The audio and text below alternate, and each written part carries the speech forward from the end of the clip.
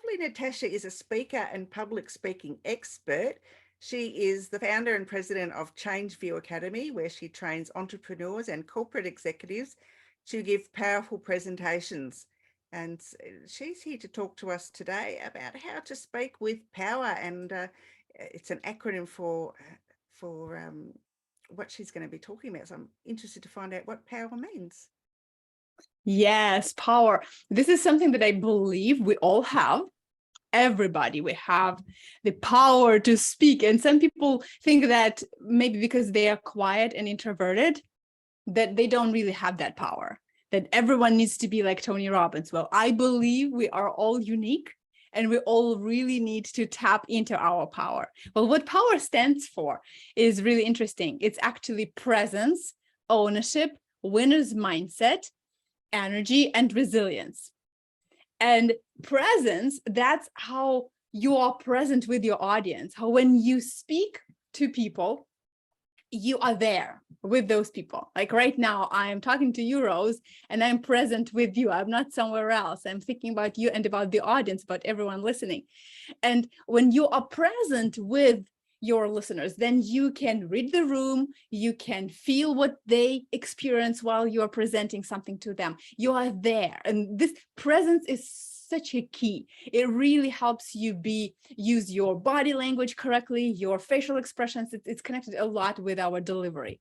And we can talk, of course, for a long time about presence. But then the second is, it's ownership. That's how much you care about this message. Because if we come and we bring something to the audience and we speak about it, I know that we all need to be, or I don't want to say the word should, but we are passionate about it. It's a given that we are passionate. Sometimes maybe people have to speak about something they're not really passionate about. But ownership is just this caring for your message. And that will help you speak with power if you really know that it's important for you and for the audience. So that is ownership. Then we have winner's mindset. And everything starts with mindset. When you believe the winner, the champion, you believe that you can do it, then it doesn't matter that you have a fear. It doesn't matter that maybe you are nervous, because everyone gets nervous. But courage is having the fear and doing it anyway. That's why a champion, a winner's mindset means that you are afraid of public speaking. Maybe you are nervous a little bit, but you are doing it anyway. And when you believe in your message, when you believe that this message is important and that you can deliver it, then you will overcome all that fear. And then we have energy.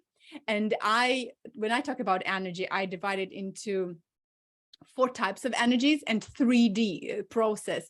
It's define, develop, and demonstrate your energy. And I believe that we all are unique. I connect them with 4 natural elements. And right now I'm in the process of developing this and writing a book. So very soon this book will see the world, or the world will see it. So you will be able to know what is your speaking energy.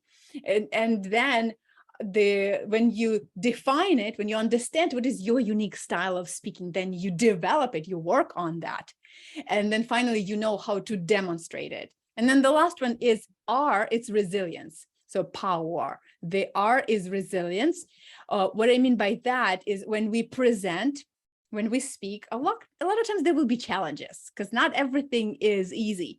And the challenges could be difficult people in your audience, or it could be you forgot something, or you are asked a question and you need to give a speech or give an answer impromptu without preparations. And that's resilience. So if you meet a challenge, how fast will you be able to bounce back?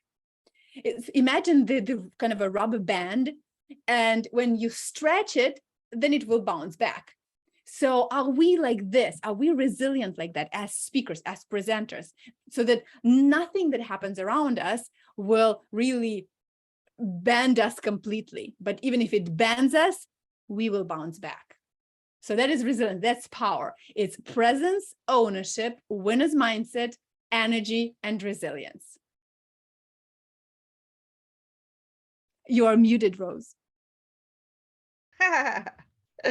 Thank you. That was really, I loved it. It was wonderful. It was really to the point, and it actually explains, what we need to do to be as good presenters and good speakers. Yes, yeah. So that's when we are, of course, I can go deeper into each one of them. And if you want, you can tell me which one you're more interested in. But when we feel it, when we understand that we all do have that power, this is the main idea, the main message that I would love for people to remember and to keep in mind, that you do have that power. It doesn't matter what personality you have. You have your own unique style of presenting that power.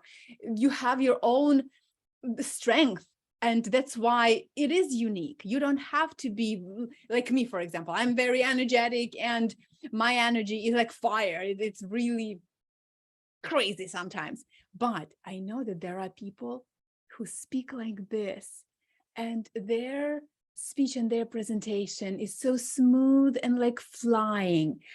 Sometimes it's like a song and it's so floating, it's in the air. There are so many ways and so many styles people use when they speak, which makes it beautiful and makes it powerful. But if you don't know your style, if you haven't tapped into it, then of course you haven't been developing it.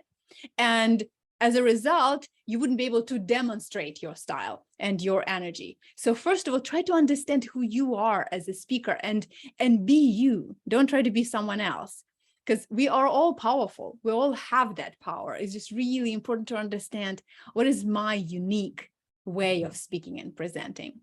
Absolutely. Yeah. We all have to find our uniqueness about all of us. I mean, it doesn't matter whether you're speaking or presenting or being a business owner or doing whatever it is that you're doing. We're all unique in some way, and we need to find out what our uniqueness is and use that to our advantage.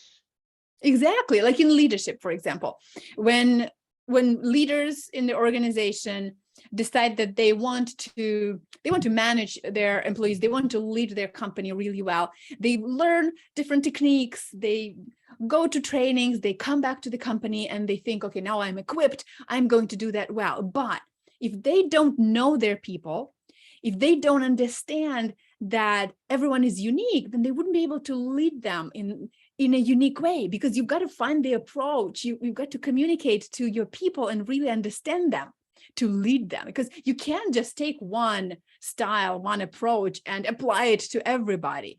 You'll lead them, you'll communicate with them in different ways depending on who they are as personalities. So we can apply this to everything, to every area of our life.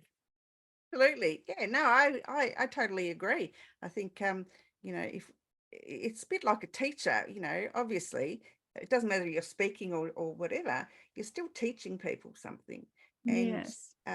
each, you go to primary school and the teacher works out which child learns in what manner. And it's the same when you're speaking. And, you need to speak to your audience on different levels. And so you need to be able to, I guess, train yourself to be able to do that and engage the whole audience, not just a few. Yes, absolutely. Because when we are there, we need to understand our audience. We need to be able to read the room and know how to respond to every person.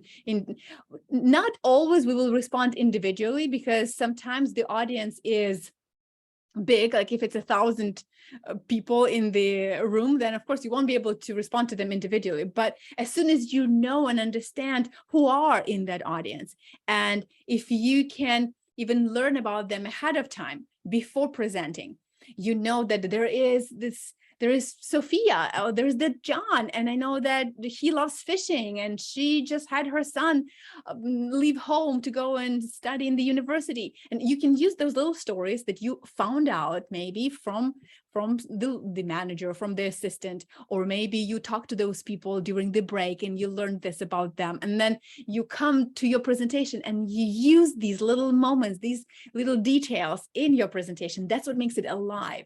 That's what makes it unique, and not just one general thing to everybody, but really customize it. Even if you can't do it for 1,000 personalities, but take a few and put it in your presentation, that will show the uniqueness and that you care about all people.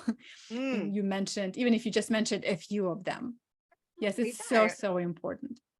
Absolutely. I mean, and you know, when you're a speaker presenter or you know, giving a lecture or doing whatever it is that you're doing, the personal touch to me, I always like it when there's some sort of personal touch to the whole thing, and it feels like, you know, that me as an audience member feels included in what's happening. I'd rather be Yes, spoken absolutely. with than spoken at. Yes, exactly.